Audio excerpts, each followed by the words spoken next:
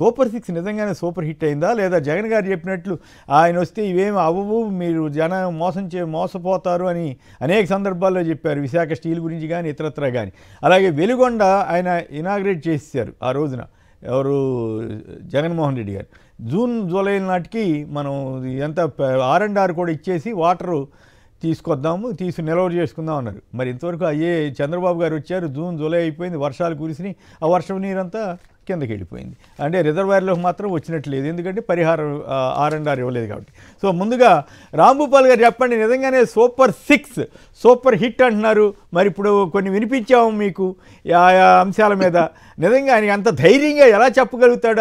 అదే ఆయన గొప్పతనమా, లేకపోతే చేసేసామని అనుకోవాలని ఆయన కోరుకుంటున్నారా? మీరేమంటారు సార్? ఒకటి, ఈరోజు శ్రీనివాసరావు గారు మా పార్టీ రాష్ట్ర కార్యదర్శి ఒక ప్రకటన నిన్న ఈ న్యూ ఇయర్ సందర్భంగా ఇచ్చినాడు. అది చూస్తే మీకు ఒక విషయం స్పష్టంగా ప్రజల్ని పదే నమ్మించాలనుకోవడం అది చివరికి ప్రజలే విసుక్కునేంతగా మారిపోతుంది. అందుకని చంద్రబాబు నాయుడు గారు నమ్మించే విషయాలు మానేసి ప్రజలకు నమ్మకం కలిగే పనులు చేపట్టాలి అనేది ఈ రోజు ఆయన ఇచ్చిన ప్రకటన. మంచి బాగా చెప్పారు. కామెంట్ బాగుందండి, కామెంట్ బాగుంది. అబద్ధాలని కూడా ఎల్లకాలం అందరూ నమ్మరు సార్. ఒకవైపు ఏమో 15,000 నుంచి 18,000 కోట్ల రూపాయలు విద్యుత్ ఛార్జీలు పెంచారు. గతంలో వస్తున్నటువంటి స్కీమ్స్ అన్ని దాదాపు ఆగిపోయినాయి. ఈ 7 నెలల్లో చూస్తే సుమారుగా 4,200 కోట్ల రూపాయలు జగన్ ప్రభుత్వం ఈ కాలంలో ఇచ్చినటువంటి స్కీమ్స్ ఆగిపోయినాయి. అంటే 4,200 కోట్ల టర్న్ ఓవర్ ఆగిపోయింది సమాజంలో. దానితో పాటు ఇదొక 15 నుంచి 18,000 కోట్ల రూపాయలు విద్యుత్ ఛార్జీలు. ఇవి కాకుండా అనేక రూపాల్లో భారాలు పడినాయి. ముఖ్యంగా ఇంతకుముందు మీరు వార్త ఒకటి చదివారు, లిక్కర్ సంబంధించింది. నిన్న జనవరి 1 సందర్భంగా 1000 కోట్లు 1,200 కోట్ల రూపాయల సారా తాగడం కాదు, ఈ 7 నెలల్లో చూస్తే సుమారు 2,700 కోట్ల రూపాయల సారా తాగారు. గతంలో కూడా ఉండొచ్చు, కానీ గతంలో ఉండేదానికి మిడిల్ మ్యాన్ లేకుండా నేరుగా ప్రభుత్వానికి ఆ వచ్చే ఆదాయం మీద అక్కడ వచ్చేది. ఇప్పుడు మధ్యలో మధ్యస్థులు. ఇప్పుడు ఈ మధ్యవర్తుల కమిషన్ తగ్గిందని చెప్పేసి వాళ్ళందరూ విజ్ఞప్తి చేస్తే వెంటనే ప్రభుత్వం స్పందించి ఈ రోజు నుంచి కమిషన్ కూడా పెంచుతున్నట్టు వార్తలు వస్తున్నాయి. అంటే ప్రజల మీద వేసే భారాలను ఉపసంహరించమంటేనేమో దానికి స్పందించరు. సారా వ్యాపారుల కమిషన్ పెంచితే లాభాల కోసం కమిషన్లు పెంచడానికి సిద్ధపడతారు. కాబట్టి ప్రజలందరూ అమాయకులుగా లేదు అబద్ధాలతోనే ఎల్లకాలం నమ్మించాలనుకుంటే అది సాధ్యం కాదు. రెండో వైపు ఇప్పుడు చెప్తున్నారు బనకచెర్ల గోదావరి నదుల్ని అనుసంధానం చేసేసి మొత్తం ప్రతి ఎకరాకు నీరు. అసలు వినడానికైనా కొంచెం ఆలోచించాలి కదా మనం. ప్రతి ఎకరాకు నీరు ఇవ్వడం, అందులో రాయలసీమలో ప్రతి ఎకరాకు నీళ్లు ఇవ్వాలంటే పంట కాలువల పరిస్థితి ఏంటి? నిజంగా అంత ఏర్పాట్లు జరుగుతాయా? 3 సంవత్సరాల్లో అంత అద్భుతాలు చేయగలిగినటువంటి ఫైనాన్షియల్ పొజిషన్ ఏమిటి? రాజధాని నిర్మాణానికే ప్రపంచ బ్యాంకు లేదా ఇతర సంస్థలు అప్పులు ఇస్తే తప్ప కట్టుకోలేని స్థితిలో మనం ఉన్నాం.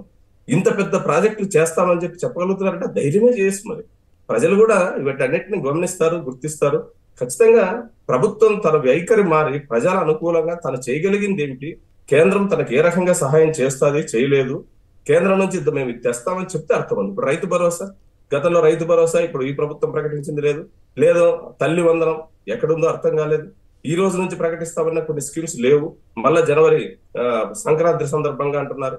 అందుకని ఒక నెల 2 నెలలు లేదా 5-6 నెలలు వెయిట్ చేయగలరు. గతంలో అప్పులు ఎక్కువైనాయి కాబట్టి మా ప్రభుత్వం అప్పుల నిర్వహణలో ఈ స్కీమ్స్ అన్ని అమలు అవుతాయో లేదో నాకు భయం వేస్తుందని చెప్పినటువంటి చంద్రబాబు నాయుడు గారు ఇప్పుడు అప్పులు ఇంకా మరింత ఎక్కువ చేస్తున్నారు. ఈ రోజు మనం చూస్తున్నాం వార్తల్లో 1,00,000 కోట్ల రూపాయలకు పైగా అప్పులు అయిపోయినాయి ఈ 7 నెలల్లో. మరి అప్పులు ఒకవైపు పెరుగుతున్నాయి, ప్రజల మీద భారాలు వేస్తున్నారు, రెండో వైపు మభ్య పెట్టేటువంటి అనేక రకాల స్కీమ్స్ గురించి చెప్తున్నారు. ఈ మొత్తం సందిగ్ధంలో నుంచే ఇంకో ఇంపార్టెంట్ పాయింట్, వాలంటీర్లకి 5,000 10,000 చేస్తామన్నారు, 20 లక్షల ఉద్యోగాలు ఇవ్వకపోతే 3,000 నిరుద్యోగ భృతి ఇస్తామన్నారు. ఉన్న వాలంటీర్లకి వచ్చే 5,000 కూడా లేకుండా చేశారు. తర్వాత ఇప్పుడు అనేక చోట్ల ఇప్పుడు బెవరేజ్ కార్పొరేషన్ నుంచి 15,000 మంది తీశారు. ఇవాళ ఇంకో వార్త 4,000 మందిని 4,000 సుమారుగా మలేరియా ఉద్యోగాల నుంచి తీశారంటే ఇట్లా ప్రతిరోజు ఎక్కడో చోట నుంచి ఇట్లాంటి వార్తలు వస్తున్నాయండి. మరి వీళ్ళు ఉద్యోగ కల్పన ఎక్కడ చేస్తున్నారు, ఏం చేస్తున్నారు? నేను అడుగుతున్నాను సార్, మలేరియా ఇప్పుడు విశాఖపట్నంలో మలేరియా డిపార్ట్మెంట్ లో పనిచేస్తున్నటువంటి పారిశుద్ధ్య కార్మికులు ఒక సెక్షన్ అది, ఆ ఉద్యోగులు 431 మంది తీసేసినారు. అట్లే రాష్ట్రంలో చాలా చోట్ల పారిశుద్ధ్య కార్మికులు రెగ్యులరైజ్ చేస్తామన్నాడు, అదేం కాలేదు. ఇప్పుడు తీసేయడానికి సిద్ధపడుతున్నారు. వీటితో పాటు గోపాల మిత్రలో పనిచేస్తున్నటువంటి పశుసంవర్ధక శాఖలో పనిచేసే ఉద్యోగులను తొలగించడానికి అన్ని రకాల ఏర్పాట్లు జరుగుతున్నాయి. సచివాలయం స్టాఫ్ ను కుదించాలని చెప్పేసి ఇప్పటికే మొత్తం ఆ స్టాఫ్ ఎక్కడ ఎంత అవసరం ఉంది, మిగిలిన వాళ్ళు ఎక్సెస్ ఉంటే ఎక్కడ వాళ్ళని అకామిడేట్ చేయాలనే దానికోసం వాళ్ళ ప్రయత్నాలు జరుగుతున్నాయి. డిఎస్సి నోటిఫికేషన్ 2 సార్లు ప్రకటించి అది వాయిదా పడిపోయింది. మరి ఇవన్నీ చేయకుండా ఉద్యోగ కల్పనల గురించి లక్షల ఉద్యోగాలు, 20 లక్షలు, 80 లక్షలు, అసలు అంకెలు చెప్తుంటే నిన్న చెప్పిన అంకెలు రేపటికి పెరిగిపోతుంది. అన్ని లక్షల ఉద్యోగాలు వచ్చే పరిస్థితి ఉందా రాష్ట్రంలో? ఒకవేళ వస్తే ఎక్కడి నుంచి వస్తాయి, ఏ పరిశ్రమలు వస్తున్నాయి? కాబట్టి కేవలం ఎండమావులు చూపించి ప్రజల దాహార్తి తీర్చాలనుకుంటే అది సాధ్యం కాదు. అల్టిమేట్ గా ప్రజలు నిజ జీవితం నుంచి నిర్ధారించుకుంటారు. అందుకు ఈ న్యూ ఇయర్ ఒక సందర్భంగా ఉపయోగపడుతుందని చెప్పేసి భావిస్తున్నాం.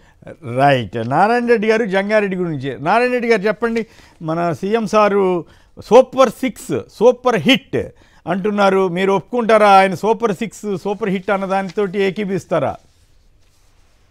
సూపర్ ఫట్ అండి. సూపర్ ఫట్టా? ఎందుకు అంత ధైర్యంగా ఆయన చెప్పగలుగుతున్నారు? అంతవరకు మెచ్చుకోవాలేమో, అంత ధైర్యంగా ఆయన చెప్పగలుగుతున్నందుకు.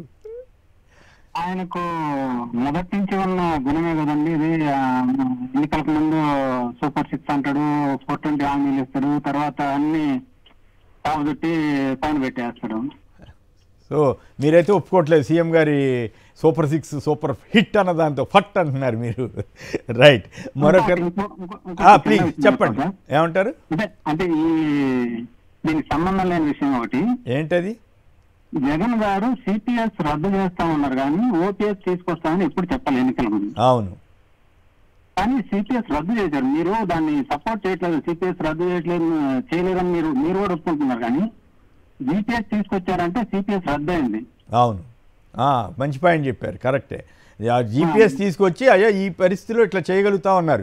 వీళ్ళు ఏమన్నారు, కొందరు మేము చేసేస్తామని చెప్పారు. ఇప్పుడు అసలు కామ్గా ఉన్నదాన్ని నడుపుకుంటున్నారు. ఇదే కాదు, అనేక అంశాల్లో పార్టీ వాళ్ళే దాన్ని సపోర్ట్ చేయట్లేదు, వాళ్ళకే అర్థం కావట్లేదు. వాళ్ళకి అర్థం కావట్లేదు అంటారా? సరే, వాళ్ళంటే ఎలా చెప్పారు వాళ్ళు సార్ దీన్ని? సరే, వాళ్ళ తంటాలు వాళ్ళు పడతారులేండి. రాజశేఖర్ గారు ఉన్నాడు కదా, వింటున్నాడు కదా, ఆయన చెప్తాడులేండి పార్టీ వాళ్ళకి. అదొకటి సార్. ఇప్పుడు కోవిడ్ లో ఎంత బడ్జెట్ లాస్ వచ్చింది. అవును, ఆ ప్రస్తావన పెద్ద రాకుండా జాగ్రత్త పడుతున్నారు వాళ్ళు, వీళ్ళు చెప్పారు ఎంత లాభం వచ్చింది ప్రభుత్వానికి. అవును అవును. వచ్చినప్పుడు ఆ లాస్ ఈ లాభం చూసుకుంటే అసలు కోవిడ్ లో కన్నా ఆ లాస్ రాకుండా మద్య నిషేధం జరిగేది 100%. రైట్, ఓకే అండి, ధన్యవాదాలు. మరొకరు లైన్లో ఉన్నారు. హలో, శ్రీనివాస్ గారు హైదరాబాద్ నుంచి. శ్రీనివాస్ గారు నమస్కారం, మాట్లాడండి. ఆయన చంద్రబాబు నాయుడు గారు సూపర్ 6 సూపర్ హిట్ అంటున్నారంట, మీరు ఒప్పుకుంటారా? Hello, right. విజయబాబు గారు చెప్పండి, సూపర్ 6 సూపర్ హిట్ అట, మీరైనా ఒప్పుకుంటారా? ఒప్పుకోవాల్సింది ఓట్లు వేసినటువంటి వాళ్ళండి. ఎందుకంటే ఇందా మనం చూసాము క్లిప్పు, ఆర్థికంగా ఒక నిస్సహాయ స్థితిలో ఉన్నటువంటి పేదలకి అంత స్వర్గాన్ని, అరచేతిలో స్వర్గాన్ని చూపించినప్పుడు వాళ్ళు సహజంగానే టెంప్ట్ అవుతారు. ఆ ప్రాతిపదికనే వాళ్ళంతా ఓట్లు వేశారు. ఇప్పుడు ఏంటంటే వాళ్ళంతా కూడా హతాశలు అయిపోయినటువంటి పరిస్థితి. ఇది ఇప్పుడు కేవలం ఏంటంటే కొంతమంది, నేను గమనించాను, నేను ఎంక్వైరీ చేశా, వాళ్ళు ఏమనుకుంటున్నారంటే ఇంకా వాళ్ళల్లో పాపం చాలా మంది ఆశ చావల. కొంతమందికి ఏమో వాస్తవం అర్థమైంది, వాళ్ళు వాస్తవ స్పృహలోకి వచ్చారు. కొంతమంది అన్నాడు కదా ఆయన పెద్ద ఆయన ఏమో చేస్తాడేమో చూద్దామని ఇంకా ఎదురు చూసే స్థితిలో ఉన్నారు.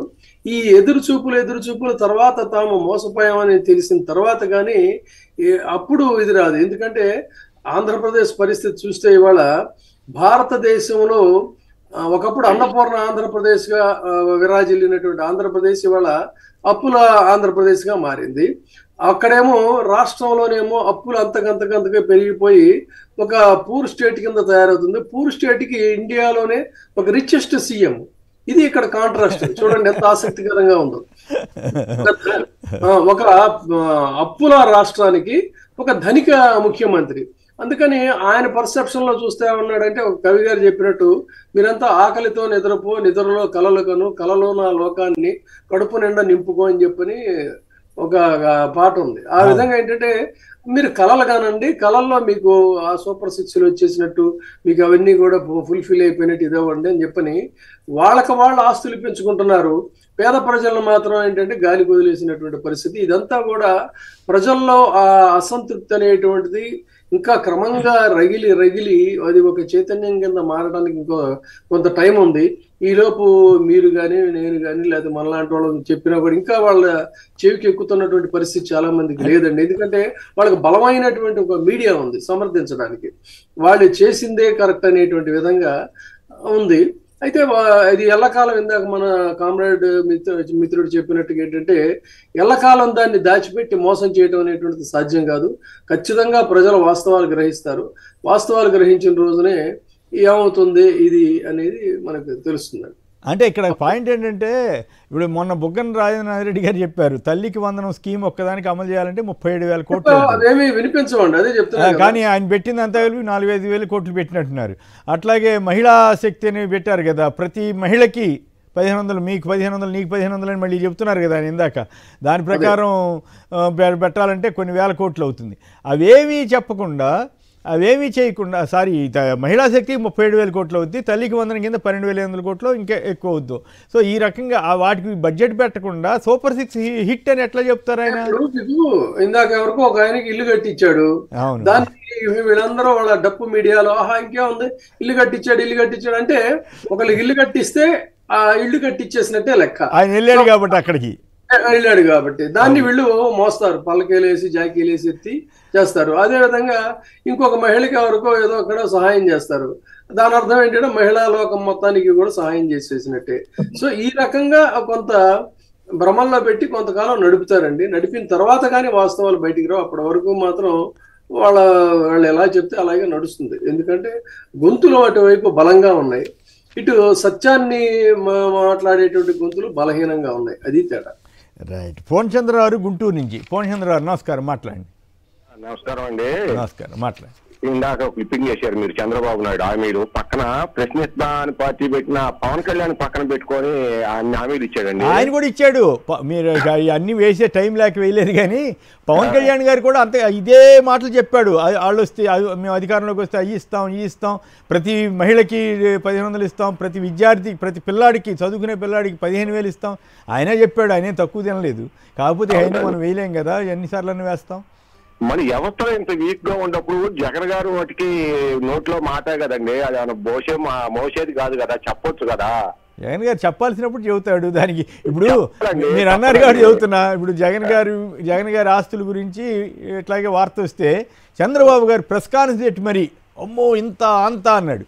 ఇప్పుడు ఆయనది జగన్ గారి కంటే 4 రెట్లు 3 రెట్లు ఎక్కువ ఆస్తి ఉన్నట్టుగా తేలింది ఆయన ఖాతాలో, 930 కోట్లు సుమారుగా. అసలు జగన్ గారు ఏమో ఈ గోలంతా ఎందుకని పట్టించుకోరు. ఈయనేమో చంద్రబాబు గారు నోరు చెప్పడు. మరి జగన్ గారిని అన్నారు కదా అని మీరు అనుకోవచ్చు, జగన్ గారిని అన్నప్పుడు ఈయన చెప్పాలి కదా అని. అదంతా ఈ పార్టీ వాళ్ళు ఆలోచించుకోవాలి, ఎవరు చెప్పాలి ఏంటి అనేది. అంత తప్పితే మనం దాని మీద మాట్లాడేది ఏముంటుంది మిత్రమా పూర్ణచంద్ర గారు. ఇప్పుడు ఇంతకీ సూపర్ 6 హిట్ అని అంటున్నాడు చంద్రబాబు గారు. ఏ రకంగా హిట్ లేదా ఫట్ అని కొందరు అంటున్నారు. ఏ ఫట్టా కాదా? మీడియా పరంగా హిట్ అండి. మీడియా పరంగా హిట్టా? మీడియా పరంగా వాళ్ళ ఛానల్ పరంగా హిట్, జనాల్లో పట్టు కాదు. ఆయన ధైర్యాన్ని మెచ్చుకోవాలి కదా. ఏ మాట కాబట్టి చంద్రబాబు గారు అంత ధైర్యంగా చెప్పగలుగుతున్నందుకు మెచ్చుకోవాలి కదా. అబద్ధాన్ని కూడా అబద్ధం చెప్పాలంటే ఎంత ఇది ఉండాలి, ధైర్యం ఉండాలి కదా. అవును, ఏది చెప్పినా మేనేజ్ చేయడానికి పక్కన మీడియా ఉంటారు, అది ధైర్యం. అదే ధైర్యం. అవును, అక్కడ వెళ్ళిన జనం కానీ అదేంటి సార్ మీరు ఇస్తా అన్నారు కదా, ఇవ్వలేదు కదా సార్ అని ఎవరు అడగరా? అట్లా మీడియా కూడా అసలు ఊసేస్తారా? నాకు ఆశ్చర్యం వేస్తుంది. ఇతర రోజుల్లో మేము మాబోటి వాళ్ళం డైరెక్ట్గా అడిగేవాళ్ళం, మీరు అది అన్నారు కదా ఏమిటి సంగతి అని ఎవరినైనా అడిగేవాళ్ళం.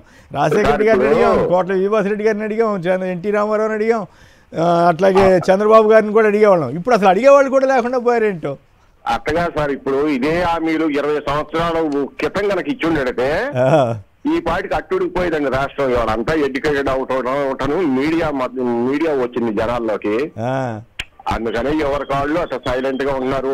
ఓటు హక్కప్పుడు చూపించుకున్నాం, ఈ లోపు మనం అనవసరం అని చెప్పి ఎవరి కాళ్ళు అట్లా. సరే, అవునవును. సుధాకర్ రెడ్డి గారు కాణిపాకం, చెప్పండి. చంద్రబాబు గారు సూపర్ 6 సూపర్ హిట్ అంటున్నారు, మరి ఎంతవరకు మీరు ఒప్పుకుంటారు? కుమినేని గారు, మీకు ప్యానెల్లోని సభ్యులందరికీ నూతన సంవత్సర శుభాకాంక్షలు. చంద్రబాబు గారు సూపర్ 6 ఎట్లుందో నాకు తెలియదు, కానీ పథకాలపైన ఎట్లుందో నాకు తెలియదు, కానీ ఒకదానిపైన మట్టుకు చంద్రబాబు గారికి ముద్దు ఎక్కువ ఉంది. ఒక చిన్న పాట చెప్తా చూడు కుమినేని గారు. మీరు తాగినంతగా తాగండి తమ్ముళ్ళు, ఊగినంతగా ఊగండి తమ్ముళ్ళు, ఎంత మందు కావాలన్నా తెప్పిస్తా తమ్ముళ్ళు, కొంపగూడు అమ్ముకోనైనా తాగండి తమ్ముళ్ళు. ఇది బాబు గారి నైజీ ఇప్పుడున్నదానికి. సూపర్ 6 పైన బాబు గారికి ఏమాత్రం దానిపైన లేదు. పథకాలంటే మీరు అడిగారు, ఇప్పుడు చెప్పారు ప్రజలు ఎందుకు తెగబడ్డం లేదని.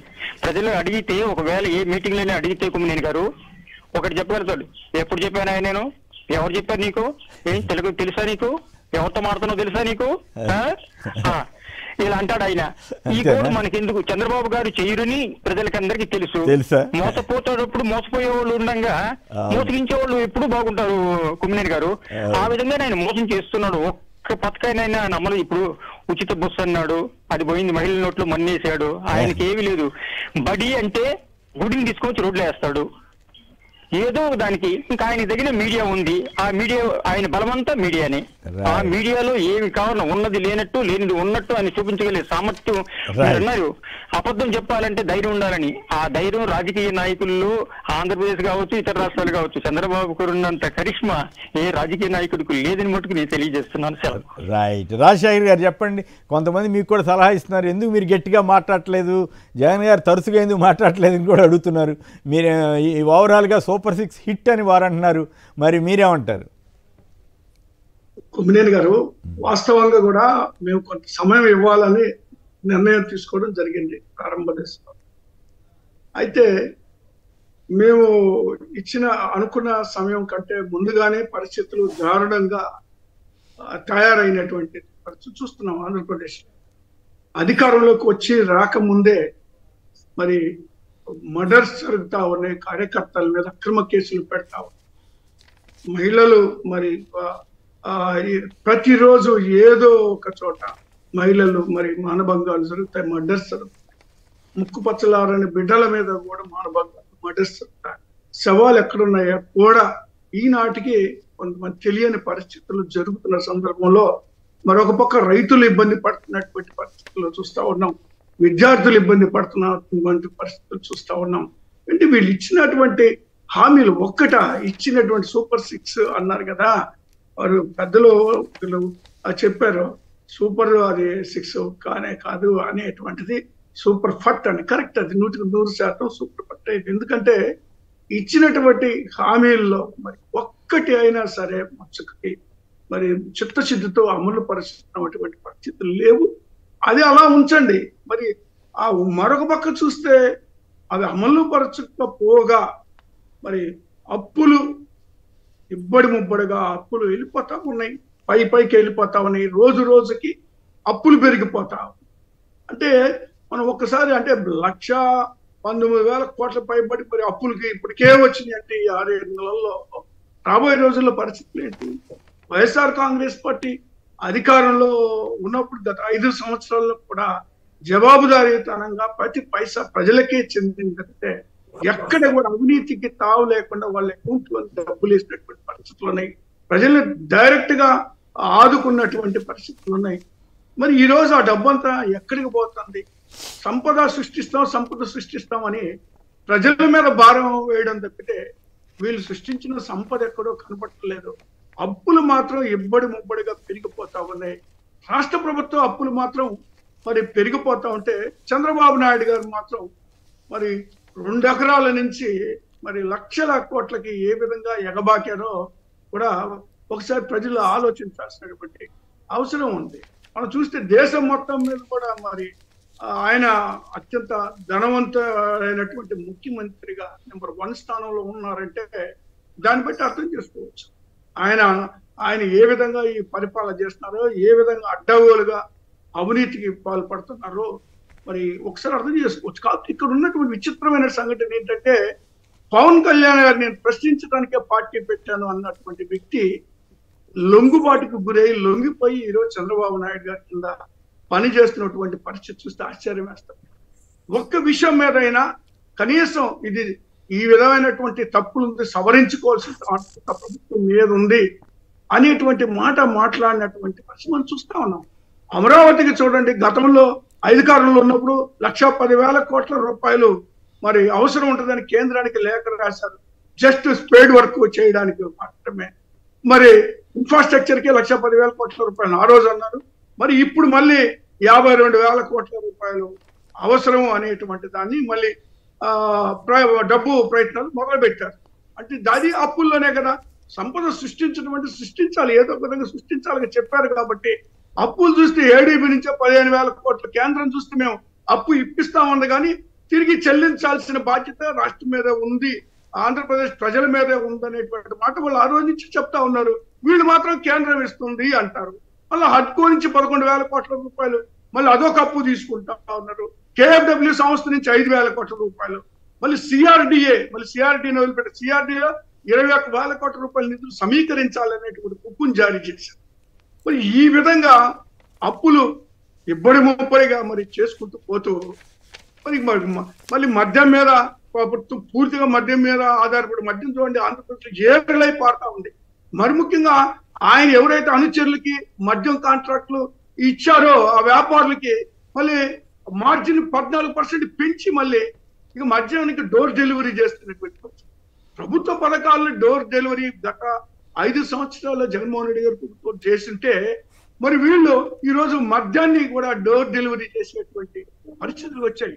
మంచినీళ్ళన్నా ఆంధ్రప్రదేశ్ లో దొరకవేమో కానీ మద్యం మాత్రం ఎక్కడ కావాలంటే అక్కడ దొరికేటువంటి పరిస్థితులు తీసుకొచ్చారు. మరి అలా ఇంకోటే ఇప్పుడు చూస్తూ మరొక పక్క ఒక్కసారి కానీ గమనిస్తే ప్రైవేటైజ్ చేస్తా ఉంది. అన్ని కోర్టుల దగ్గర నుంచి మెడికల్ కాలేజీల దగ్గర నుంచి ఇంకోటి చూడండి ఆయిల్ ఫెడ్ పులివెందుల్లో అది ఒకసారి చూడండి స్టేట్ సెంట్రల్ లైబ్రరీ అనేటువంటి లాబొరేటరీ ప్రైవేట్ పరం చేస్తా ఉన్నారు. లాబొరేటరీని ప్రైవేట్ పరం చేసేటువంటి ఆలోచనలో మరి వాళ్ళు చేస్తున్నట్టే లాభాల్లో ఉన్నదాన్ని నష్టాల్లో ఉంటే పర్వాలే. ఇప్పుడు 2.5 లక్షల మంది రైతులకి నోట్లో మట్టి పట్టడమే కదా వాళ్ళు తీసుకునేటువంటి నిర్ణయాలు. 11 కోట్లతో జగన్మోహన్ రెడ్డి గారు దేశంలో ఎక్కడా లేని విధంగా అంత పెద్ద లాబొరేటరీ మరి అక్కడ నిర్మించడం జరిగింది. మరి దాన్ని ఏం చేస్తా ఉన్నారు వీళ్ళు? కేవలము మరి ఈ అప్పులు మరి తీర్చడం పోగా అప్పుల మీద అప్పులు చేసుకుంటూ పోతూ మరి మేము అధికారంలో ఉన్నప్పుడు వైఎస్ఆర్ కాంగ్రెస్ పార్టీ ఉన్నప్పుడు శ్రీలంక లాగా చేస్తా ఉన్నారు అని మాట్లాడతాం.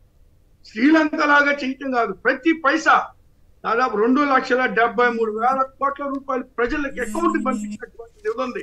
మళ్ళీ ఆంధ్రప్రదేశ్ లో 14 లక్షల కోట్ల అప్పు చేశారు గతంలో అని గగ్గోలు పెట్టి తప్పుడు ప్రచారాలు చేశారు. మరి చూడండి కేంద్రంలో పార్లమెంట్ లోనే 4 లక్షల చిల్లర కోట్ల రూపాయలని వాళ్ళు చెప్పారు. అందులో వీళ్ళు చేసినటువంటి అప్పులే 3 లక్షల కోట్ల పైబడి ఉన్నటువంటి పరిస్థితులు ఉన్నాయి. ఈయన తేల్చింది ఏంటి అసెంబ్లీలో వాళ్ళే మరి 6 లక్షల కోట్లు అని చెప్పి చిల్లరని వాళ్ళే అసెంబ్లీలో పడి ఇలాంటి తప్పుడు ఆరోపణలు చేసి మరి ప్రభుత్వాన్ని అబాసుపాలు చేసి ఈ రోజు అధికారంలోకి వచ్చి వాళ్ళు చేస్తున్న పని ఏంటండి? ప్రజల నుంచి ముక్కుపిండి వసూలు చేసేటువంటి కార్యక్రమం తప్పితే సంపద ఎక్కడి నుంచి సృష్టిస్తున్నారు? సృష్టించినటువంటి మరి ఈ ప్రజల నుంచి పిండినటువంటి డబ్బంతా కూడా మరి టోల్ ట్యాక్స్ చూడండి గ్రామాల్లో కూడా అక్కడికి మరి వసూలు చేసినటువంటి పరిస్థితి దిగజారిపోయింది. ఈ విధంగా ప్రజల నుంచి ముక్కుపిండి వసూలు చేసి మళ్ళీ తీసుకొచ్చి అమరావతిలో పెట్టి వాళ్ళ అనుచరుల్ని మరి వాళ్ళు ఎవరైతే భూములు కొన్నారో అమరావతిలో వాళ్ళందరినీ కూడా ఆర్థికంగా బలపరచడానికి వాళ్ళు చేస్తున్నటువంటి మరి వ్యవహారం కూడా మనం గమనిస్తానే ఉన్నాం. దానికి మళ్ళీ ఇప్పుడు ఆ అప్పులు ప్రజలు తీర్చాల్సింది. కాబట్టి ఈ రాష్ట్రాన్ని అప్పుల కుప్పలో నుంచి మరి బయట వేయాల్సినటువంటి అవసరం ఉంది. ప్రజలు కూడా గమనించాలని కోరుతున్న కొత్త సంవత్సరం మరిలో ఎంటర్ అయ్యాము. మరి ఈ అప్పులు ఇప్పటికైనా ఇవి కంట్రోల్ అవ్వాలా. ప్రజలు కూడా దీని మీద ఉద్యమాలు చేయాల్సినటువంటి అవసరం ఉందా? పెద్దలు కూడా అడిగారు, మీరు పట్టించుకోండి. ఖచ్చితంగా ప్రజల పక్షాన మొన్న విద్యుత్ ఛార్జీల మీద మేము ఉద్యమం చేయడం జరిగింది. విద్యుత్ ఛార్జీలు చూడండి నడ్డి విరిచే విధంగా విద్యుత్ ఛార్జీలు. దళితులు చూడండి, దళితులు మరి 200 ఓట్స్ వాడుకునేటువంటి అంటే అట్లా కాదు. ఒక ఇంట్రెస్టింగ్ అబ్జర్వేషన్ ఏంటంటే ఇప్పుడు ఒక మిత్రుడు అన్నారు కదా పార్టీ వాళ్ళు ఇంకా యాక్టివ్గా స్పందించాలని. ఉదాహరణకి ఆయన శ్రీరాముడి తల నరికారన్నటువంటి కేసులో అభియోగాన్ని ఎదుర్కొంటున్న వ్యక్తికి 5 లక్షల ప్రజెంటేషన్ ఇచ్చారట నేను చంద్రబాబు గారు వీళ్ళంతా కలిసి ఒక వార్త వచ్చింది. మరి అదే అట్లాంటి కేసుల్లో ఎక్కడైనా వైసీపీ వాళ్ళు ఎవరైనా ఉంటే విపరీతమైనటువంటి హెరాస్మెంట్ చేస్తున్నారు, అట్లాగే విపరీతమైన వ్యతిరేక ప్రచారం చేసేవాళ్ళు. ఇప్పుడు దాన్ని మరి మీరు కానీ మీ పార్టీ కానీ లేదా మీడియా కానీ దీన్ని ఎక్కువ అడావుడి చేయాలి కదా. మరి సనాతన ధర్మం ఏమైపోయింది? ఆ కేసు కొట్టేస్తే అది వేరే విషయం. కోర్టులో ఉండగానే కేసు పూర్తి కాకుండానే ఇచ్చారన్నది ఒక సోషల్ మీడియాలో నేను చూశాను. మరి అటువంటి వాటిని మీరు వాడుకోలేకపోతున్నారన్నది కొంత అభిప్రాయం కావచ్చు. లేదు సార్, ఇప్పుడు మేము ఒక క్యాలెండర్ ఏర్పాటు చేసుకున్నాం. ప్రతి అంశాన్ని ఖచ్చితంగా ప్రజల్లో తీసుకెళ్లి ప్రజల పక్షాన్ని నిలబడతాము. జగన్మోహన్ రెడ్డి గారు కూడా ఒక యాక్షన్ ప్లాన్ మరి దాన్ని ఏర్పాటు చేశారు. డేట్ వైజ్ గా ప్రతి కార్యక్రమం జనవరిలో జగన్మోహన్ రెడ్డి గారు ప్రజల మధ్యలోకి వచ్చేస్తా ఉన్నారు. జిల్లాల వారీగా మరి ఆయన అందరినీ కార్యకర్తల దగ్గర నుంచి సమస్యలు తెలుసుకోవడం, ఈ రాష్ట్ర ప్రభుత్వం చేసే అవినీతి అడ్డగోలు పరిపాలన మీద కూడా సమరశంఖం పూరించడానికి జగన్మోహన్ రెడ్డి గారు సిద్ధమవుతా ఉన్నారు. ఇది వదిలిపెట్టే పనే లేదు. ప్రజల పక్షాన ఖచ్చితంగా నిలబడతారని తెలియజేస్తారు. రైట్. గుంటూరు నుంచి దుర్గాప్రసాద్ గారు నమస్కారం, మాట్లాడండి. ఏంటి సూపర్ 6 హిట్ అంటున్నారు, సూపర్ హిట్ అంటున్నాడు ఆయన చంద్రబాబు నాయుడు గారు, మీరేమంటారు? లేదండి, పట్టానండి. ఆల్రెడీ భువనేశ్వరి గారు రెండు పైసలు వాటా అమ్మితే 200 కోట్లు వస్తాయి మా ఆయనకి అని ఆయన జైల్లో ఉన్నప్పుడే చెప్పారు. ఓకే, అది అకౌంటెడ్ మనీ అంతవరకు 800 కోట్లు, అన్అకౌంటెడ్ చాలా ఉంటది. ఇంకా ధనిక సీఎం మీద మాట్లాడుతున్నారు, ముఖ్యమంత్రి అన్నారు కదా. ఓకే, ఏదైనా ఈవీఎంలతో గెలవచ్చు, నాకు ప్రజలతో పని ఏంటి అన్నట్టుగానే ఉన్నారు. అందుకే సూపర్ 6 హిట్ అయిపోయిందని చెబుతున్నారా గురువు గారు? ఇవ్వకుండానే ఇచ్చానని చెబుతున్నారు. రీసెంట్ గా డిసెంబర్ 2 నుంచి కొత్తగా అప్లికేషన్లు పెట్టుకోండి, డిసెంబర్ 25 వరకు తీసుకుంటాము. ఏం అప్లికేషన్లు? రేషన్ కార్డుకి. రేషన్ కార్డుగా మరి పెట్టారా? అసలు సర్వర్లు ఓపెన్ అవ్వలేదని నెల మొత్తం అదే చెప్పారు. ఓకే, ఒక అప్లికేషన్ కూడా ఏ సచివాలయంలో తీసుకోలేదా? 20 అయిపోయింది, 1వ తారీఖు కూడా వచ్చింది. ఓకే, నడుస్తూ ఉంటుంది ప్రచారం, మాత్రం బ్రహ్మాండంగా చేసేస్తారు. ఇంకేముంది, రేషన్ కార్డులు వచ్చేసినాయి అని అదని ఇదని. రణధీర్ గారు హైదరాబాద్ నుంచి. రణధీర్ గారు నమస్కారం, మాట్లాడండి. గుడ్ మార్నింగ్ కొమ్మినేని గారు, అందరికీ హ్యాపీ న్యూ ఇయర్ సార్. ఇక్కడ సూపర్ 6 హిట్టా ఫట్టా అనే దానికి బెస్ట్ ఎగ్జాంపుల్ ఏంటంటే జగన్ గారు ఉన్నప్పుడు సోషల్ ఆడిట్లు లిస్ట్ అవుట్ చేసేవాళ్ళు సార్. ప్రతి సచివాలయం దగ్గర, గ్రామ వార్డు సచివాలయం దగ్గర లిస్ట్ అవుట్ చేసేవాళ్ళు. వీళ్ళకి దమ్ము ధైర్యం ఉంటే సూపర్ 6 హిట్ అనేది చెప్పగలిగితే అట్లాంటి లిస్టు కనపడాలి కదా సార్ ఎక్కడైనా. కనీసం సచివాలయం దగ్గర కాకపోయినా ఎంఆర్ఓ దగ్గర. జగన్ గారు ఎన్నికల మేనిఫెస్టో కూడా సచివాలయంలో పెట్టి, మెయిన్ సెక్రటేరియట్ లో పెట్టి ఐఏఎస్లందరికీ ఇచ్చి ఇదంతా అమలు చేయండి అని చేయాలని చెప్పారు. తర్వాత 98% అమలు చేసినట్లుగా కూడా ఆధార సహితంగా ఆయన చెప్పారు.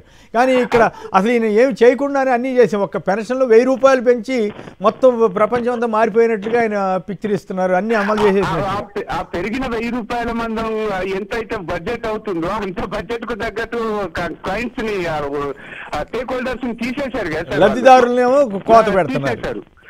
ఇంకొక విషయం ఏంటంటే మీరు ధైర్యంగా చెప్తున్నారు అంటున్నారు కానీ అది ధైర్యంగా సార్, భయం. ఇదంతా ఎక్కడ ప్రజల్లోకి బాగా ఇన్వాల్వ్ అయిపోతుందేమో అని ముందుగా అలర్ట్ అయ్యి, ధైర్యం కాదా, భ్రమలు కల్పించడానికి ప్రయత్నమా? భ్రమ కల్పిస్తున్నారు ప్రజలకి, భ్రమ కలిగించి ఇచ్చారేమో అన్న అర్థం వచ్చేలాగా మాట్లాడుతున్నారు ఆయన భయంతో. అంతేనంటారు. ఓకే, రాంభూపాల్ గారు మీరు చెప్పండి, అత్యంత ధనిక సీఎంగా చంద్రబాబు గారు అయినందుకు మీరు సంతోషపడుతున్నారా లేదా? ఇంకో పాయింట్ ఏంటంటే వెలుగొండకి జూన్ జూలై నాటికి నీళ్ళు ఇద్దామని జగన్ గారు అప్పుడు ఓపెన్ చేసినప్పుడు చెప్పారు. ఎందుకు ఈ ప్రభుత్వం నీళ్ళు ఇచ్చిందా? అక్కడ నీళ్ళు రిజర్వాయర్ చేసిందా? రిజర్వాయర్లో నీళ్లు నింపిందా లేదా? ఎందుకు చేయలేదు? అయినా కూడా నేను ప్రజలైన హైకమాండ్ కష్టం వస్తే ప్రాణ స్నేహితుల్లా కాపాడుకుంటాను అని, పేదల జీవితాల్లో వెలుగులు చూడటమే లక్ష్యమని, ఇట్లాంటి డైలాగులు నిజంగా చిత్తశుద్ధితో చేస్తున్నవా లేక సినిమా డైలాగులుగానే చూడాలా? సార్, ఒకటి నాయకులు, ప్రభుత్వ అధినేతలు ధనవంతులు కావడానికి కాదు. ప్రజాస్వామ్యంలో ప్రజలు వాళ్ళ గతం కంటే మరింత మెరుగ్గా కొత్త పరిపాలనలో మరింత మెరుగైన జీవితాన్ని అనుభవించాలి. ఈరోజు నేను ఇంతమంది చెప్పిన అనేక విషయాల్లో మనకు అర్థమవుతుంది. కొనుగోలు శక్తి ఎంత తగ్గిపోయింది ఆంధ్ర రాష్ట్రంలో, టర్నోవర్ ఏ రకంగా తగ్గింది, మొత్తం షాపులు బిజినెస్ ఏ రకంగా పడిపోతున్నాయి. ఏదో కిరాణా బిజినెస్ కాదు, ఏ రకమైన వ్యాపారాలు కూడా వ్యాపారస్తులు ఎవరో ఈ రోజు సంతృప్తిగా లేరు. కారణం ఏంటంటే ప్రజల దగ్గర డబ్బులు లేవు. డబ్బులు ఎందుకు లేవు? పనులు కల్పించాలా లేదా ఇరిగేషన్ సదుపాయాలు మెరుగు చేయాలా? పనులు కల్పించాలంటే పరిశ్రమలు కొత్తగా రావాలా, అవి 4-5 నెలల్లో రాకపోవచ్చు, కానీ ఆ దిశగా అడుగులేయాలా, విశ్వాసం కలిగితే ప్రజల్లో ధైర్యం వస్తుంది. అది లేనప్పుడు సహజంగానే ఉన్న కొద్దిపాటి సొమ్మును ఖర్చు పెట్టడానికి ఎవరు ఇష్టపడరు. ఆ మేర కొనుగోలు తగ్గింది. ఈరోజు రియల్ ఎస్టేట్ వ్యాపారం పూర్తిగా అడుగంటిపోయింది. ఒక రియల్ ఎస్టేట్ అనేక విషయాల్లో కనపడుతుంది. పిల్లల చదువులకు పెట్టే ఖర్చులు తగ్గిపోతున్నాయి. హాస్పిటల్, ప్రైవేట్ హాస్పిటల్స్ లో ఆరోగ్యశ్రీ అన్నిటికీ వర్తిస్తుంది అని చెప్తున్నారు. ఏ హాస్పిటల్కి పోయినా అదనంగా ఖర్చు పెట్టాల్సిన పరిస్థితి ప్రజల దగ్గర ఉంది. కాదు, హాస్పిటల్ కూడా బంద్ చేస్తా ఉన్నారట కదా 6వ తారీఖు నుంచి. వాళ్ళు నిన్న ప్రకటన కూడా వచ్చింది వాళ్ళు నిర్ణయించినట్టు. అందుకని అన్ని విషయాల్లో ప్రజల కొనుగోలు శక్తి తగ్గిన తర్వాత రాజకీయ నాయకులు, ప్రభుత్వ అధినేతల యొక్క ఆస్తులు పెరుగుతున్నాయంటే అర్థం ఏంటంటే ప్రభుత్వాన్ని ఉపయోగించుకునే నాయకులు బాగుపడతారు, కానీ ప్రజలు ఆ నాయకులను నమ్మి ప్రజలు దివాలెత్తిపోతున్నారు. ఈ వైరుధ్యం అనేది ఇప్పుడు కూడా అదే విషయం కనపడుతుంది. రెండో విషయం మీరు అన్నట్టు వెలుగొండ రిజర్వాయర్కి సంబంధించి దాని మీద గతంలో రాజశేఖర రెడ్డి గారి ప్రభుత్వం ఉన్నప్పుడు పూల సుబ్బయ్య గారి పేరుతో, ఆ తర్వాత దాని గురించి చాలా పెద్ద చర్చ జరిగింది. రాష్ట్ర ప్రజలకు, ప్రకాశం జిల్లా వెనుకబడిన ప్రాంతానికి అది చాలా ఉపయోగపడుతుంది. దాని మీద ప్రభుత్వం నిధులు పెట్టదు, కానీ 80% పైగా పూర్తి చేసాం మా హయాంలో అని చెప్పేసి జగన్మోహన్ రెడ్డి గారు చెప్తున్నారు. మరి 20% పూర్తి చేయడానికి ఎందుకు ఇబ్బంది ఉంది? అది పూర్తవుతే ఒక ప్రకాశం జిల్లానే కదా, దాని చుట్టుపక్కల ప్రాజెక్ట్ పని దాదాపు అయిపోయిందండి. ఓన్లీ R&R మాత్రమే ఇవ్వాలి, పరిహారం ఇవ్వాలి అక్కడ ఉన్నటువంటి నిర్వాసితులకి. అదే నేను చెప్తున్నా, నిర్వాసితులకు ఇచ్చేస్తే ప్రజలకు ఆ మేరకు వాళ్ళకి రిహాబిటేషన్ వస్తుంది. తద్వారా నీళ్లు ఇవ్వడానికి, ఆ ప్రాంతం అభివృద్ధి కావడానికి ఉపయోగపడుతుంది. ఇప్పుడు ఇక్కడే చూస్తాం, గండికోట రిజర్వాయర్ కి నీళ్లు ఇవ్వడం వల్ల ఆ ప్రాంతాల్లో నిజంగా అనంతపూర్ నుంచి మన విజయవాడ నుంచి అనంతపూర్ ప్రయాణం చేసేటప్పుడు కరెక్ట్ ఆ గండికోట దగ్గర మెలకు వచ్చిన వాళ్ళు ఎవరైనా పరాయి రాష్ట్రం వాళ్ళు లేదా ఇతర జిల్లాల వాళ్ళు చూస్తే అసలు రాయలసీమలో ఇన్ని జిల్లాలా అన్నట్టుగా ఆశ్చర్యపోతారు. ఎందుకంటే మొత్తం నీళ్ళే అక్కడ. ఆ రకంగా నీళ్లు వస్తే భూగర్భ జలాలు పెరుగుతాయి, ప్రజలకు ఎంతో ఎంతో ఊరట కలుగుతుంది. ఇప్పుడు అంద్రినివాస్ చెప్పండి, అంద్రినివాస్ గురించి చెప్పినారు. మేము వస్తే 8,000 క్యూసెక్కుల నీళ్లు డ్రా చేయడానికి కాలువ వెడల్పు చేస్తాం. జగన్మోహన్ రెడ్డి గారు 6,400 క్యూసెక్కులు పెంచడానికి జీవో కూడా ఇచ్చినట్టు దానికి ఎస్టిమేషన్ జరిగింది. సరే, ఆ తర్వాత వాళ్ళు దాని గురించి పెద్దగా పట్టించుకోలేదు. జీవో వరకు వచ్చింది, ఎస్టిమేషన్ వేసినారు, ఆగిపోయింది. ఈయన వస్తే నేను 6,400 కాదు 8,400 అన్నాడు. అందరూ ఆశపడ్డాం. ఇప్పుడు చూస్తే ఉన్న కాలువకు లైనింగే చేస్తాం, కొత్తగా మేము కాలువ ఎక్స్టెండ్ చేయమంటారు. మరి ఉన్న కాలువకు లైనింగ్ చేస్తే నీళ్ళు ఎట్లా పెరుగుతుంది? నీళ్లు పెరగడం కాదు, కుప్పం వరకు నీళ్లు తీసుకొస్తా ఉంటున్నారు. అంటే ఈ ప్రాంతాల్లో రైతులకు పంట కాలువలు తవ్వకుండా, పంట పొలాలకు నీళ్లు ఇవ్వకుండా నేరుగా పైప్ వేసేసి మనం కుప్పం తీసుకోవచ్చు. దానికి మనం లైనింగ్ ఎందుకు? మీరు ఇప్పుడు మాకు నీళ్లు పోతున్నాయని సంతృప్తి తప్ప రాయలసీమ జిల్లాలకు ఏమి ఉపయోగం? ఇప్పుడు పశ్చిమ ప్రాంతం కర్నూలు జిల్లా, అదేవిధంగా అనంతపురం జిల్లాలో పూర్తిగా నీళ్లు లేని పరిస్థితుల్లో కళ్ళెదురుగా అంద్రినివాస్ నీళ్లు పోతాయి, పంట కాలంలో మాత్రం 1 ఎకరాకు నీళ్లు ఇవ్వరా? మరి గతంలో చాలా తీవ్రంగా విమర్శించినారు ఇదే ప్రభుత్వం. జగన్మోహన్ రెడ్డి గారు పంట కాలాలు తవ్వలేదని. మీరెందుకు తవ్వలేదు? అవి తవ్వకుండా ఎట్లా ఇరిగేషన్ అభివృద్ధి అవుతుంది? కాబట్టి ప్రభుత్వాలు చెప్పిన మాటకు చంద్రబాబు నాయుడు గారు పదే చెప్తున్నారు, నేను ప్రతి ఎకరాకు నీళ్లు ఇస్తానని. ప్రతి ఎకరాకు నీళ్లు ఇచ్చేకి మీ దగ్గర ఏం ఆధారం ఉంది? ఏ రకంగా ఇవ్వగలరు? అఖిలపక్షం జరపండి, అఖిలపక్షంలో అభిప్రాయం తీసుకోండి. వీటి గురించి మాట్లాడాల్సినటువంటి పవన్ కళ్యాణ్ గారేమో ఆయనకి ఇది పట్టడంలా పాపం ఎంఐఎం వాళ్ళని ఇప్పుడు తీవ్రంగా విమర్శించాలండి. ఇక్కడ కూర్చొని ఆంధ్ర రాష్ట్రంలో కమ్యూనిస్టులు అంతా. మరి నీ ప్రభుత్వం ఏం చేస్తుందో అది చెప్పాయంటే, నీ సనాతన ధర్మం ఏమైంది? నీ లడ్డు వ్యవహారం ఏమైపోయింది? తలలు నరికినటువంటి విగ్రహాల తలలు నరికిన వాళ్ళకి మీరు ఇస్తున్న సన్మానాలు ఏమిటి? వాళ్ళకి ఇస్తున్న పదవులు ఏమిటి? అవి మాట్లాడినటువంటి పవన్ కళ్యాణ్ గారు ఇప్పుడు పాపం ఎంఐఎం వాళ్ళని విమర్శించేది ఏమిటో, దాని చరిత్ర ఏమిటో, నువ్వు మాతో కలిసి ఉన్నప్పుడు నువ్వు మాట్లాడిన వీడియోలు ఏమిటో క్లిప్పింగ్స్ తో సహా ఇప్పుడు మీకు సోషల్ మీడియాలో ఉన్నాయి. పవన్ కళ్యాణ్ గారి టైం ఉంటే చూసుకోవాలి. ఆ రోజేమో మమ్మల్ని పొగిడి ఎంఐఎంకి వ్యతిరేకంగా నిలబడిన పాత బస్తీ హీరోలని పొగిడినటువంటి వారివి ఈ పొద్దు ఎందుకు మాట్లాడుతున్నావు? ఇది నీ గొంతు కాదు. ఖచ్చితంగా వెనక బీజేపీ గొంతుతో ఆంధ్ర రాష్ట్రంలో రాజకీయాల్ని మతపూరితం చేయడానికి ఒక కుట్రపూరితంగా జరుగుతుంది. దీన్ని మనం ఎదుర్కోవాలి. కాదు రామూపాల్ గారు, ఏపీలోనేమో బీజేపీ గొంతు, తెలంగాణకు వచ్చేసరికి కాంగ్రెస్ గొంతు. రేవంత్ రెడ్డి గారు చాలా గొప్పగా పనిచేస్తాడని చెప్పి ఆయన సినిమా వ్యాపారం కోసం ఆయన పొగడతాం. తమాషాగా ఉంది తెలుగు రాష్ట్రాల్లో రాజకీయం. అందుకే మీరు చూసి అల్లు అర్జున్ గారి కేసు విషయం మీద ఆయన మాట్లాడిన తీరు చూస్తే రేవంత్ రెడ్డి కూడా అంత డిపెండ్ చేసుకోలేదు. నేను చేసింది న్యాయం అని ఆ పొజిషన్ చేస్తామని చెప్పి పవన్ కళ్యాణ్ గారు మాట్లాడుతున్నారు.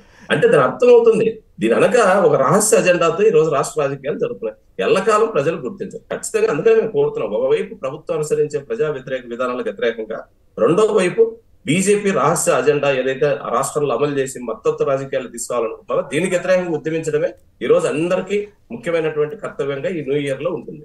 ఇది మీరు చెప్పింది దాంట్లో ఇంట్రెస్టింగ్ పాయింట్ ఒకటి, నిజంగానే ఆ తిరుమల లడ్డు వ్యవహారం ఏమైపోయింది సార్? అసలు ఎక్కడ కిక్కురమంటలేదు, కుయ్యి కైలేదు, అసలు చాలా తీవ్రమైన అపచారం జరిగిపోయిందని ప్రచారం చేసిన చంద్రబాబు, పవన్ కళ్యాణ్ నోరు ఎత్తట్లేదు.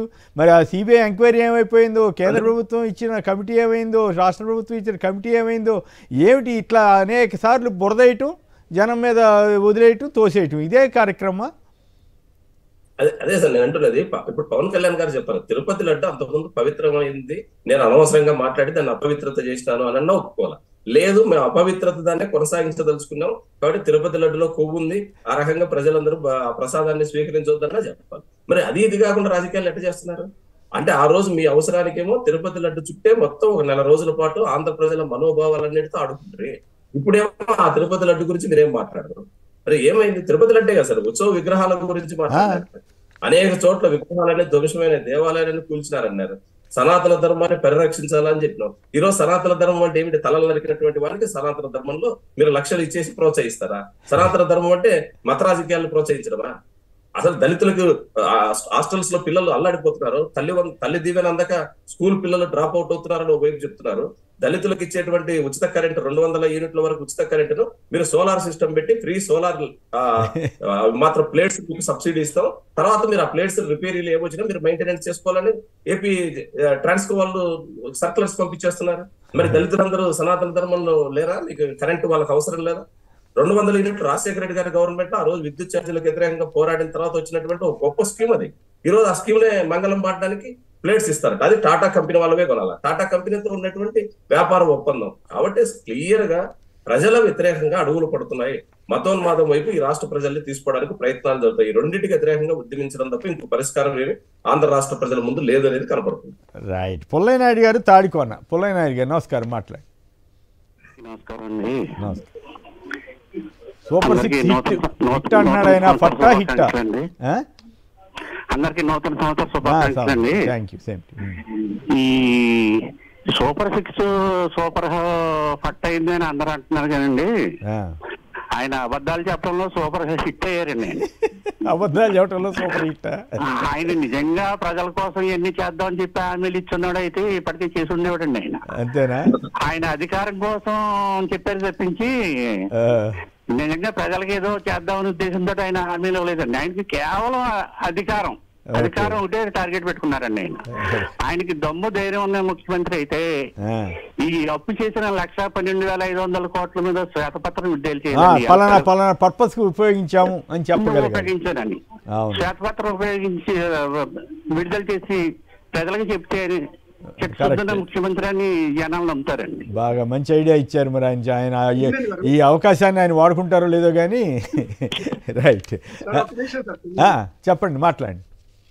ఇప్పుడు వీళ్ళు అధికారంలోకి వచ్చిన సార్ తర్వాత నెలవారీగా ఏదో మీరు ఇప్పుడు లడ్డు గురించి చెప్పారు కదా సార్. అవును. ఇప్పుడు ఆ విధంగా నెలవారీగా ఏదో కార్యక్రమాలతో ఏదో ఒక ఇష్యూ తోటి కాలయాపన చేశారు కదా. రావడంతో కేసులు కానీ లేదా మర్డర్లు కానీ లేదంటే విజయవాడకు సంబంధించినటువంటి వరదల అంశం, బోటు మరి ఆ బ్యారేజ్ దగ్గర బోట్లు అడ్డం పెట్టి నీళ్లు ఆపారనే ఒక అంశం, ఆ లడ్డు అనేటువంటిది అంశం కొంతకాలం, తర్వాత బియ్యం అనేటువంటిది అదొక అంశం, తర్వాత విశాఖ డ్రగ్స్ అనేది. ఈ విధంగా నెలవారీగా ఈ 7 నెలల్లో ఏదో ఒక కార్యక్రమం ఏదో ఒక దాని మీద కాలయాపన చేసుకుంటూ వస్తూ ఉంటారు సార్. సనాతన ధర్మం అనేటువంటి దాని మీద ఇక కుప్పి గంతులు వేసినటువంటి పవన్ కళ్యాణ్ గారి ఆశ్చర్యం ఏంటంటే, విజయవాడ నడిబొడ్డులో గతంలో తెలుగుదేశం అధికారంలో ఉన్నప్పుడు 42 గుళ్లను రోడ్డు వైడనింగ్ పేరుతోటి మరి కూల్చేసినటువంటి పరిస్థితులు ఉంటే, అదే గుళ్ళని జగన్మోహన్ గారు అధికారంలోకి వచ్చిన మళ్ళీ నిర్మించడం, బొమ్మలు పెట్టడం, ఇవన్నీ కార్యక్రమాలు చేస్తున్నటువంటి ఆ పరిస్థితులు చేస్తుంటే మరి దాని గురించి ఎప్పుడు మాట్లాడరే. మీరు చూడండి, అదే ఇప్పుడు అక్కడ జరిగింది కూడా అదే కదా సార్. ఇది రామతీర్థ ఘటన కూడా అదే. 5 లక్షల ఆర్థిక సహాయము ఎవరైతే ఆ విగ్రహాన్ని ధ్వంసం చేశాడో ఆయనకి 5 లక్షలు ఇచ్చారు. ఇప్పుడు వాళ్ళ విధానం ఏది గతం. ఇప్పుడు ఏం చెప్పారు సార్ వాళ్ళు, ఎన్ని కేసులు ఎక్కువ ఉంటే వాళ్ళకి అంత మంచి పదవులు వస్తాయి అని గతంలోనే ప్రకటించారు కదా. నిజంగానే ఇప్పుడు మీరు చెప్పినట్టు వాళ్ళు ఎంకరేజ్ చేసినట్టు ఉంది. మీకెందుకు మీరు చేయండి, మేము తర్వాత అధికారంలోకి వచ్చిన తర్వాత మీకు బ్రహ్మాండంగా ఆదుకుంటామని చెప్పినట్టు ఉంది. వాళ్ళు అదే కదా సార్ చేసింది, అదే కదా సార్. ఇప్పుడు వాళ్ళు డైరెక్ట్ చెప్పారు కదా సార్, ఎన్ని ఎక్కువ కేసులు చాలా స్పష్టంగా లోకేష్ గారు ఒక సభలో రెడ్ మీ బుక్ మీద రాద్దాము. ఎన్ని ఎక్కువ మా మీద కేసులు పెడుతున్నారంటే ఎన్ని ఎక్కువ కేసులు ఉంటే అంత మంచి పదవులు వస్తాయి. రైట్. విజయబాబు గారు దాన్ని చెప్పండి. పరిగణలోకి తీసుకుంటాము అని విజయబాబు గారు చెప్పి విజయబాబు దానికి గారు అనుగుణంగానే చేసుకుంటూ పోతా ఉన్నారు. విజయబాబు గారు నిజంగానే రాముడి తల నరికిన కేసులో ఉన్న వ్యక్తికి 5 లక్షల ప్రజెంటేషన్ ఇవ్వటమైంది, అదో పెద్ద కార్యక్రమంగా నడపటమైంది. మరి పేపర్లో అయితే ఎక్కడో చూశాను నేను ఆ వార్త. తమాషాగా ఉంది ఇదంతా కూడా. ఇంకోవైపు ఏమో పేరు నాని మీద ఎమ్మడబట్టం, అట్లాగే కొడాలి నాని అనుచరుడు ఎవరినో అరెస్ట్ చేశారంట. ఈ ఫస్ట్ పేలో ఎప్పుడైనా ఐటమ్ చూసామా? ఈనాడు ఇంతగా మరి గతంలోనూ స్కిల్ స్కాము వాటన్నిటిలోనూ కూడా అక్రమ కేసులని ప్రచారం చేసిన వాళ్ళు, అవినీతి లేదని ప్రచారం చేసిన వాళ్ళు, ఇటువంటి చిన్న చిన్న కేసుల్ని పెద్ద ఎత్తున భూతత్వంలో వేసి ఈనాడు వాళ్ళు వాళ్ళ పరువు వాళ్ళు తీసుకుంటున్న తీరు మీకేమనిపిస్తూ ఉంది? పరువు అనేది ఉంటే అది తీసుకుంటాం అని చెప్పని అనొచ్చండి. పూర్తిగా తెగిడిచి అంతే కదా. పరువు అనేది పరువు కోసం పోగలాడేవాడికి అయ్యో పరువు పోయిందని అనుకోవచ్చు, కానీ అసలు పరువు లేదు పాడు లేదు. మనం తెగిడిచి మనం చెప్పిందే జర్నలిజం జనం అనుకుంటున్నారు. ఇన్స్టా రాజ్యం కింద రాసే దీనికి అది జర్నలిజం ఎలా అవుతుంది? ఇప్పుడు నాకు సంబంధించి మనం ఒక కోర్టులో కేసు వేసాం, అనేకమైనటువంటి కేసులు వేస్తూ ఉంటాం, గెలుస్తుంటాం, ఇది అవుతుంటాం అన్ని. It's regular process. అందులో ఒకటి ఏదో అయింది, ఆ వార్త అనేది ఎలా ఉంటుంది అంతవరకే కన్ఫైన్ అవ్వాలి. అలాంటిది నా బోర్డు మీద ఫ్రంట్ పేజీలో బాక్స్ కట్టి దాని కంటిన్యూషన్ 2వ పేజీలో వేసి, నేను ఎప్పుడో తిరుపతికి వెళ్ళి గుండు కొట్టించుకుంటే జాగ్రత్తగా గూగుల్ నుంచి గుండు కొట్టిన ఫోటోని సెలెక్ట్ చేసి, అంటే ఒక శాడిస్ట్ నేచర్, దిగజారుడు ఇదో తప్ప మరొకటిగా. దానికి కేసుకు సంబంధం లేనటువంటి అంశాలు, ఈయన ఫలానా, ఈయన ఇలా మాట్లాడేవాడు, ఈయన ఆవిడ మీద మాట్లాడాడు, ఈయన మీద, ఇవన్నీ అంటే నా ప్రొఫైల్ అంతా కూడా ఇవ్వాల్సిన అవసరం ఉందండి. పాఠకులకి వాళ్ళు డబ్బులు పెట్టి పేపర్ కొనుక్కునేది వార్తలు ఏంటి, ఏం జరుగుతున్నాయి. అంతేగాని వీళ్ళ కసి, వీళ్ళ ద్వేషం, వీళ్ళ ప్రతీకారం, వీళ్ళ కడుపు మంట అంటే మళ్ళీ మార్గదర్శి గురించి మాత్రం చెప్పరు. ఇప్పుడు కాదండి, ఇంట్రెస్టింగ్ పాయింట్ ఏంటంటే పేరు నాని గారు అక్కడ గోడౌన్లో జరిగింది, వెంటనే ఆయన డబ్బులు కట్టేశాడు. కట్టేసినా కూడా నేరం అంట. మార్గదర్శి కేసులో, చిట్ ఫండ్ కేసులో డిపాజిట్ 2600 కోట్లు అక్రమంగా వసూలు చేశారు స్వామి అంటేనేమో కట్టేశానన్నారు. కట్టేసినా కూడా అది చట్టవిరుద్ధం అనేది చెప్తా ఉంది ఆర్బీఐ యాక్టు. దాన్ని మాత్రం ఎక్కడ నోరెప్పరు. పోనీ ఆ తర్వాత ఆపారంటే అప్పుడు వసూలు చేశారు డిపాజిట్లు. మరి అది అంత పెద్ద 2600 కోట్ల కేసేమో చాలా పవిత్రం అంట, 2 కోట్లు కూడా లేని కేసేమో చాలా ఘోరమైనటువంటి నేరం అంట. ఆయన డబ్బు కట్టేస్తేనే నేరస్తుడు కాదంట, అయినప్పుడు కూడా నేరస్తుడేనంట. రామోజీరావు గారు, ఆయన కుమారుడు కిరణ్ వాళ్ళంతా పరమ పవిత్రులంట. ఏమిటి ఇంత వాళ్ళ కనీసం ఇంగిత జ్ఞానంతో ఆలోచించరా? ఏమిటి మనం ఇట్లా రాస్తున్నాము, మన మీద ఇట్లా ఆరోపణ ఉంది కదా, మన మీద కేసు ఉంది కదా అని కూడా ఆలోచించరా? అసలు ఇంగితం అది ఇది అని ఉంటే అసలు అలాంటి పనులే వాటికే పాల్పడరు కదా. వాళ్ళ టార్గెట్ ఒకటి ఏంటంటే ఆంధ్రప్రదేశ్లో అంటే ఇప్పుడు వైసీపీకి ఆయన ఒక గట్టి వాయిస్గా ఉన్నారు. So is targeted. గతంలో మాట్లాడినటువంటి వాళ్ళు ఇప్పుడు మాట్లాడుతున్న పేరుని కానీ, రేపో ఎల్లుండో అంబటి రాంబాబు గారు కానీ, వీళ్ళందరూ కూడా ఏంటంటే టార్గెటెడ్ అనమాట. టార్గెటెడ్ గా ఆ పార్టీకి సంబంధించినటువంటి వాళ్ళు ఆ పార్టీ కాదు. మనం ఎప్పుడైనా చూసామండి, మన 50 ఏళ్ళ ఈ జర్నలిజంలో ఎప్పుడన్నా చూసామా ఎక్కడన్నా ఒక ప్రధాన నాయకుడికి సంబంధించిన ఒక అనుచరుడు ఎవరో చిన్న కేసులో అరెస్ట్ అయితే ఫస్ట్ పేజీలో వేస్తారండి? అంత పెద్ద వార్త వేస్తారా? అంత ఆశ్చర్యంగా అంటే ఇంత దిగజారిపోయిందా? చివరికి జోనల్ పేపర్లో వేసే వార్తను కూడా ఫస్ట్ పేజీలో వేశారంటే వాళ్ళ స్థాయి ఏంటి అసలు? ఇప్పుడు వాళ్ళ నాయకుడి స్థాయి పెరిగిందా, వీళ్ళ స్థాయి తగ్గిందా? వేయటాన్ని మనమే అభ్యంతరం పెట్టక్కర్లా, కానీ వేసిన తీరు మీద నేను అడుగుతున్నా. జర్నలిజం అనే దాన్ని పూర్తిగా భ్రష్టు పట్టించి దిగజారుడు స్థాయికి తీసుకెళ్లి ఒక పరాకాష్ట అండి. ఈ రోజున ఈనాడు కానీ ఆంధ్రజ్యోతి కానీ వాళ్ళు జర్నలిజం అని చెప్పుకొని ఒక దిగజారుడు రాతల్ని, బురద రాతల్ని ఇష్టారాజ్యం కింద తవ్వి ఎత్తిపోస్తున్నటువంటి దీంట్లో వాళ్ళు ఏమనుకుంటున్నారంటే వీళ్ళు పోసేటువంటి బురదకి అవతల వాళ్ళు ఏదో ఇది అవుతారని అనుకుంటున్నారు. కానీ ఒకటి ఇక్కడ ఏంటి గమనించాల్సింది ఏంటంటే ఎప్పుడు కూడా కమలానికి బురద అనేటువంటిది అంటదు. ఆ బురద తృప్తి పడుతూ ఉంటది. సో ఆ విధంగా వాళ్ళు ఆ బురదను ఎత్తిపోసి మనం ఘనకార్యం చేస్తున్నాం అని చెప్పి ఆహా ఓహో అని చెప్పని ఏదో వికృత విన్యాసాలు. ఫైనల్ గా దీని మీద కూడా చెప్పండి. రాముడి విగ్రహాన్ని ఇది కేసులో నిందితుడుగా ఉన్న అతను కోర్టు కొట్టేస్తే అది వేరే విషయం. ఆయనకి సన్మానం చేయటువంటి వీళ్ళు మరి ఇదేనా సనాతన ధర్మం? అదే కదండి. ఇప్పుడు వాళ్ళు ఒక మిలిటెంట్ ఫోర్స్ తయారు చేసుకుంటున్నారు. వాళ్ళకి ఇప్పుడు కావాల్సింది ఏంటంటే శ్రీలంకలో ఎల్టీటీ ఏ విధంగా అయితే మిలిటెంట్ ఫోర్స్ని తయారు చేసుకొని అప్పట్లో దాడులకు తెగబడేదో ఆ విధంగా ఇప్పుడు వాళ్ళకి కావాల్సింది ఏంటంటే ఒక మిలిటెంట్ ఫోర్స్. వాళ్ళకి కావాల్సింది ఎప్పుడు కూడా సచీలురు కానీ లేకపోతే పార్టీ కార్యకర్తలు కానీ పార్టీ కోసం జెండాలు మోసినటువంటి వాళ్ళకేం ఉండదు. వాళ్ళంతా యూజ్ అండ్ త్రో గానీ మిగిలిపోతారు. వాళ్ళకి ఇప్పుడు కావాల్సింది ఏంటంటే ఒక మిలిటెంట్ ఫోర్స్. ఇందాక అన్నారు కదా, ఎవరు ఎన్ని దాడులకు తెగబడితే వాడంత పెద్ద హీరో అనమాట. అంటే ఇలాంటి ఒక అసాంఘిక శక్తుల్ని వీళ్ళు పెంచి పోషిస్తున్నారు. ఇవన్నీ కూడా నేను గతంలో కూడా పదే చెప్ప ఫ్రాంకెన్‌స్టీన్ లాంటివండి. ఇవన్నీ కూడా ఏ ఫ్రాంకెన్‌స్టీన్స్ అయితే వీళ్ళు ఆవాహన చేస్తున్నారో అంతిమంగా అవే ఫ్రాంకెన్‌స్టీన్స్ రేపు పొద్దున వాళ్ళ మీదే తిరగబడతాయి. దాని ఫలితం ఏంటనేది కూడా తెలుస్తుంది. అంతవరకు దాకా మాత్రం మనం ఓపిక పట్టాలి తప్ప. రైట్. ఏదేమైనా సూపర్ 6 సూపర్ హిట్ అని చంద్రబాబు గారు చెబుతుంటే జనమంతా ఆశ్చర్యపోవాల్సిన పరిస్థితి. ఆయన ఇచ్చిన సూపర్ 6 ఎన్నికల మేనిఫెస్టో ఆయన దగ్గర పెట్టుకుని ఇగో ఇది పలానా చేశాను పలానా చేయలేదని చెప్పుంటే అప్పుడు జనానికి ఒక నమ్మకం వస్తుంది. లేదంటే ఈయన అంతా ఈ సూపర్ ఫట్ని కూడా హిట్గా ప్రచారం చేసుకుంటున్నారనే అభిప్రాయం సర్వత్రా ఉంటుంది. రైట్. విజయబాబు గారు, కనుమూరు కాకుమాన్ రాజశేఖర్ గారు, రాంభూపాల్ గారు అందరికి కూడా ధన్యవాదాలు. ఇది నేటి చర్చా కార్యక్రమం. నమస్కారం.